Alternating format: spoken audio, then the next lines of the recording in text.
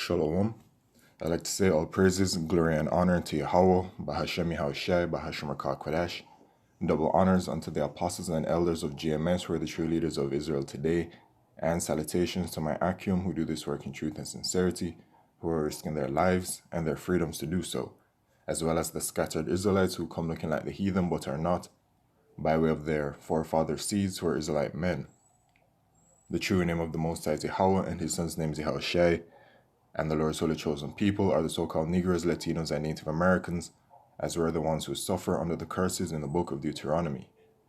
This is your brother Yakalia from the GMS Jamaica Kingston camp, and this video is about the upcoming gift that the Israelites will receive, specifically the elect of the nation of Israel, which is that we, as I am a part of the hopeful elect at this moment in time and hoping to be a part of the elect, so I'll say we shall inherit the heathen nations as our slaves. Okay? So I'll start in Revelation chapter 2 and verse 26. And he that overcometh and keepeth my works unto the end, to him will I give power over the nations. All right, so those of us in this truth, if we make it to the end, you know, he that endure unto the end, the same shall be saved. We will be given this gift, all right? Power over the nations. We will rule over them, okay? As we are the Lord's holy chosen people. And he shall rule them with a rod of iron, as the vessels of a potter shall they be broken to shivers, even as I received of my Father. And this is written in red. These are the words of Yahushai, right? Because Yahushai has that power right now. It's just not, you know, being put to use, because Yahushai has not returned as yet to deliver the elect of Israel. But Yahushai, who is up in the heavens right now, has inherited everything. Okay? So we're going to be ruling over these heathen nations, right? And in the book of Psalms, can go to 2 and verse 8. It says, ask of me, and I shall give thee the heathen for thine inheritance, and the uttermost parts of the earth for thy possession. So inheriting the heathen is a part of the gift, all right, that is going to be given unto us. And the uttermost parts of the earth for thy possession, which means rulership of the earth. And it not only will be rulership of the earth, but it will be rulership of what the world knows as the universe. You know, there are other planets out there, as it says in the book of John, in my Father's house there are many mansions. Okay?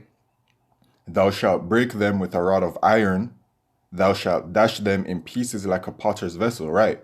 We're going to be ruling over these heathen as is seen fit by Yahweh Shemishai, all right? And these heathen, they have a lot to pay for, all right?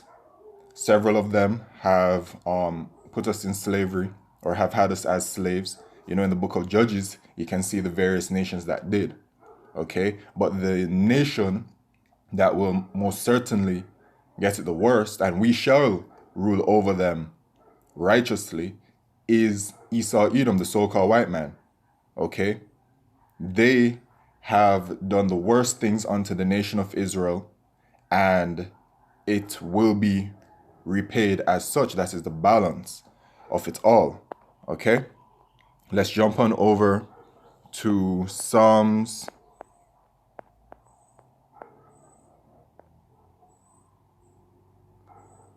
I believe it's 149, Salakil. All right, this is Psalms chapter 149 and verse 5. Let the saints be joyful, who are the saints, the Israelites, in glory. Let them sing aloud upon their beds. Let the high praises of Yahweh Bahasham Yahushai be in their mouth, and a two-edged sword in their hand, to execute vengeance upon the heathen, and punishments upon the people. Okay, so as it is written, so it shall be done. To bind their kings with chains and their nobles with fetters of iron, to execute upon them the judgment written. This honor have all his saints, praise ye the Lord Yahweh. All right, so as it says, so it shall be done. And those kings with chains and their nobles with fetters of iron will start with the leaders of these heathen nations. So focusing on the Edomites, all right, those banking elites, you know, the names that we all can list off, they're going into captivity first, man. All right, when Yahushua returns and destroys America, which is Mystery Babylon the Great, and delivers the elect of the nation of Israel, the 1/3 out of America, and the rest of the elect from the four corners of the earth. All right, whatever happens in the heavens shall happen in the heavens. And when we return to the earth, they all going into slavery. They're going to be gathered up, man. All right, and put straight to work. And they are going to be used to build the kingdom of heaven, okay, which will be on this earth. All right. You see how Esau Edom in 1492 started to come into the fullness of his power, where he put the northern kingdom into captivity, the so-called Latinos, Native American Seminole Indians, okay, and then built up his world, basically, because, you know, as it says in Job chapter 9 verse 24, that the earth is given into the hands of the wicked. So he built up his world, and then in 1619 he got his hands on the southern kingdom, the so-called Negroes, and we've been in captivity since that day. All right, as it says in Baruch chapter 3 and verse 8, I believe, we're yet this day in our captivity, and we still build this Edomite kingdom. We're still building it, man. We may not be getting chained and whipped. I mean, some still are, you know, in that state of captivity. You know, there are actually still sundown towns that exist, lynching still go on, etc. But the captivity right now is that work mode captivity, where you don't get paid anything and you work a lot, etc. Okay, but we're heading into the new era, right? It is clear to see that the prophecies are building up, and they will manifest very soon, especially that Mark of the Beast prophecy, which is a microchip. All right, you can't go, you know, any video without mentioning that. That is the number one prophecy we look towards. All right, and of course in Revelation chapter 3 and verse 10, it says, he that leadeth into captivity shall go into captivity. He that killeth with the sword must be killed with the sword. Here is the patience and the faith of the saints. As it is written, so it shall be done. Okay, this is the book of Isaiah chapter 60 and verse 10. And the sons of strangers, the heathen, shall build up thy walls, and their kings shall minister unto thee, right? They're going to be subject unto us, man. All right, and they will give offerings unto us, right? For in my wrath I smote thee, but in my favor have I had mercy on thee, right? The Israelites, us. All right. Yes, we have gone through, and we're still going through the punishments, you know, for what we did, for our transgressions. But at the end of the day, it all was written to happen and such, and it was also written for us to inherit the kingdom. Okay? And it's only the Israelites that shall inherit the kingdom, right? And yes, there are Israelites that look like heathen, but are actually Israelites by way of their forefathers' seeds. Some examples are Jack Harlow, Gisele Bündchen, Tom Brady, Roger Federer, Novak Djokovic, and so many more. All right?